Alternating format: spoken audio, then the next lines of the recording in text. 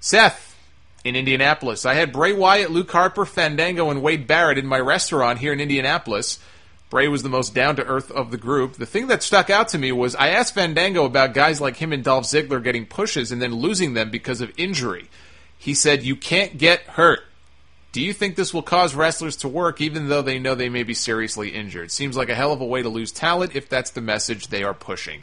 And Seth included a photo with his email of all the guys with him in the restaurant, so very cool stuff. I especially like Fandango's doggy bag here in the picture. Unfortunately, to go back to your point, that's always been the case in wrestling. You get hurt, and unless you're a tippy-top guy, you know, Triple H tore his quad and came back and won the title at WrestleMania the year after. Steve Austin was out 10 months after neck surgery, came back, same thing. Unless you're one of those guys, if you take time off, you're going to lose your spot. So I'm not surprised that Fandango would say that. I mean, look what happened to him. Look at Dolph. Dolph's big mouth is probably what got him into more trouble than anything else, but he got hurt. He was out for several weeks, and it's like they just lost interest and they decided to change directions. I see Wade Barrett in your photo as well. Wade's another one. He suffered that gruesome elbow injury last year. In that Battle Royal when he got dumped out, there had been rumors at the time of him maybe winning a Money in the Bank briefcase that summer.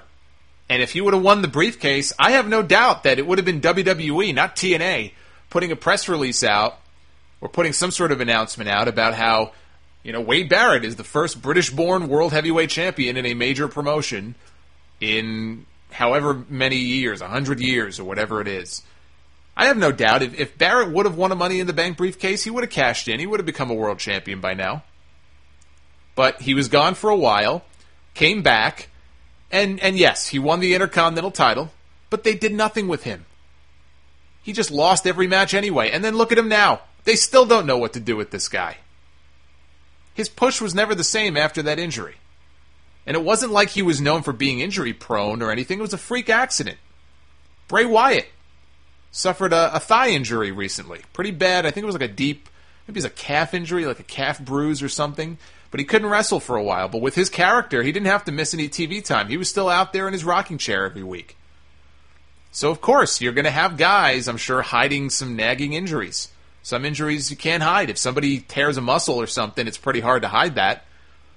But I'm sure they'll think twice before complaining about a minor injury for fear of losing their spot. The problem is, what happens when that minor injury turns into a major one?